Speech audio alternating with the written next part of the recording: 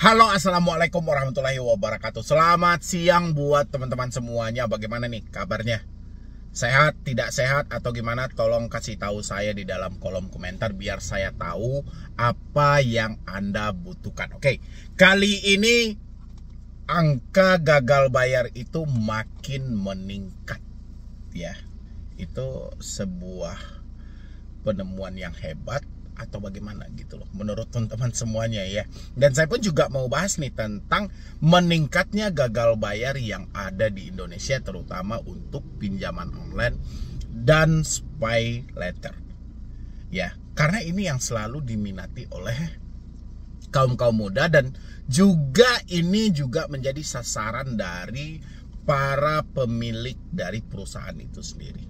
Ya, tapi sebelumnya seperti biasa buat teman-teman semuanya yang belum mensupport channel ini, silahkan disupport dulu, silahkan didukung dulu.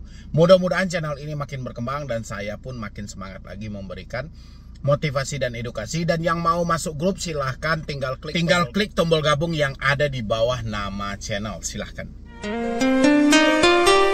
Oke, terima kasih banyak buat teman-teman semuanya yang sudah mensupport dan mendukung. Angka gagal bayar terus meningkat, jumlahnya pun terus bertambah. Ya, saya tidak mau bacain beritanya lagi. Saya cuman bertanya sedikit kepada OJK. Sebenarnya OJK itu tugas dia itu apa sih lagi gitu loh. Ya, apakah kewenangan ini benar-benar sudah dilimpahkan semuanya kepada Asosiasi Fintech Pendanaan Indonesia? Habis itu OJK duduk-duduk manis aja. Ya, nunggu kasus viral dulu baru OJK turun tangan, atau bagaimana sih konsep ini sebenarnya? Kalau saya melihat di sini tidak ada fungsi sama sekali dari Otoritas Jasa Keuangan sebagai kiblat semua perbankan yang ada di Indonesia. Ya, sehingga apa? Aktivitas dari pinjol yang tidak sesuai dengan aturan makin merajalela. Ya, segi penagihan aja tidak mampu diselesaikan oleh OJK sampai detik ini. Ya, gagal bayar apa yang tidak meningkat? Macet kredit apa yang tidak meningkat? Orang nggak percaya dengan OJK. Apa kinerja OJK? Ya, di sektor untuk pinjol aja sejak 2016 sampai sekarang ini tidak selesai-selesai. Ya, jadi gimana nggak meningkat gagal bayarnya? Gimana nggak meningkat kredit macetnya? Ya wajar, OJK tengok di lapangan seperti apa. Cara pinjol memberikan pinjaman, cara pinjol menerapkan bunga, cara pinjol merekrut semua penagih hutang, cara penagih hutang dalam melakukan penagihan. Ada yang benar atau tidak? Ya, OJK harus melihat topeng-topeng dari si pinjol ini semuanya, buka topeng mereka. Ya, kalau seperti ini saya yakin nggak makin meningkat lagi. Kalau bisa semuanya yang terjebak pinjol berhenti bayar. Memang itu lagi solusinya. Kita tidak menemukan solusi dari OJK. Ya, solusi apa yang kita keluhkan hari ini adalah sesi penagihan dan beratnya bunga yang dibebankan kepada kita. Ya, dua hal ini tidak mampu diselesaikan. Ya, apa masih bisa kita percaya dengan OJK? Apa masih bisa kita menunggu solusi dari OJK? Nggak akan pernah ada. Ya, OJK itu menyibukkan diri dengan urusan lainnya, bukan urusan pinjol. Walaupun OJK tahu urusan pinjol adalah urusan yang sangat besar. Ya, jangan dianggap sepele. Justru berpengaruhnya ekonomi itu karena banyaknya pinjaman online dan pay later hari ini. Ya, pernah dikaji nggak? Orang-orang hanya disuruh untuk berhutang, tapi orang-orang tidak diberikan edukasi yang jelas tentang bagaimana soal hutang mereka dan bagaimana resiko-resiko pinjaman online. Ya, OJK hanya percaya dengan media mereka. Emang berapa banyak orang yang mengikuti media OJK? Ya, OJK selalu bilang kita sudah melakukan kok literasi ke kampus ke ini segala macam. Nggak cukup seperti itu. Sedangkan pinjol bukan ke kampus soal iklannya, tapi di semua platform media sosial di sana ada iklannya. Iklan OJK di mana adanya? Ada di semua platform? Tidak. Ya, wajar orang-orang malas membayar dan angka kemacetan pinjol itu makin parah. Ya, saya sudah jelaskan, kalau OJK tidak menemukan satu solusi yang jelas, pasti pada akhirnya orang-orang akan berhenti bayar. Dia berhenti bayar bukan semata dia tidak mau bayar, tidak, duit dia sudah tidak ada. Dihisap habis-habisan oleh si pinjaman online. Ya.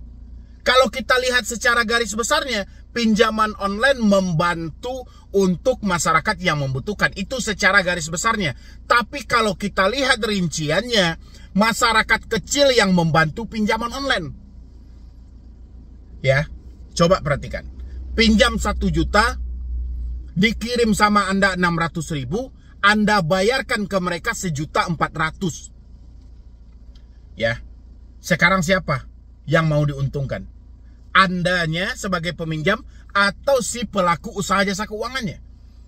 Ya, secara garis besar orang-orang pasti menilai pinjaman online ini bagus, diminati oleh masyarakat. Dari rumah kita bisa minjam, nggak butuh waktu lama, yang nggak terjangkau oleh UMKM bisa terjangkau oleh pinjol. Benar, tapi pada akhirnya masyarakat miskin harus merelakan uang mereka kepada si pinjolnya. Ya, kenapa? Karena tidak ada kontrol bunga yang jelas. Karena tidak ada yang mengawasi benar-benar praktek di lapangan ini. Ya, tapi yang dikaji orang-orang apa? Secara garis besarnya saja. Secara garis besarnya oke, kita melihat secara bodohnya. Kita dalam kesulitan, minjam di pinjol, langsung dapat, kesulitan kita beres. Habis itu bagaimana? Ya, selang 7 hari, selang 14 hari, ya sudah. Uang yang kita pinjam ini harus kita balikkan sampai sekian ratus%. Ya, kepada siapa mau ngadu? OJK nggak akan ditanggapi. Jutaan pengaduan yang ada di OJK nggak ditanggapi. AFPI diminta bukti valid. Ya, mana buktinya? Kan mereka tidak menyebutkan. Berarti itu adalah pinjol ilegal. Selalu pinjol ilegal yang dikambing hitamkan. Ya, dan disitulah sebenarnya pemicu kemalasan masyarakat untuk melakukan pembayaran di pinjaman online. Ya, saya setiap hari bertemu dengan orang yang galbait pinjol. Saya pertanyakan, apa yang terjadi?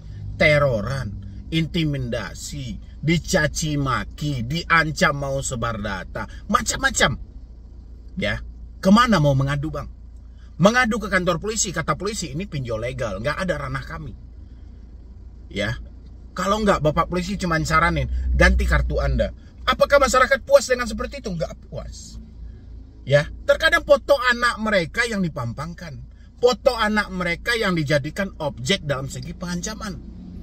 Ya, orang tua mana yang mau terima dengan melihat foto anaknya yang menjadi sasarannya? Pernah nggak OJK membaca hal ini? Nggak pernah.